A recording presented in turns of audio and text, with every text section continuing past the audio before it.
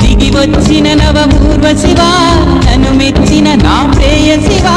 కౌగిలిలో చలిపోగొట్టేస్తుంటావు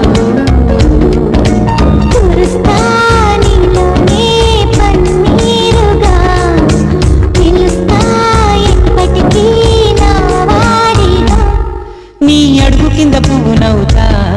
లేదా పాదాలే కందకుండా నీ పెదవి మీద నవ్వు నవ్వుతా ఇంకెవ్వరికీ చెందకుండా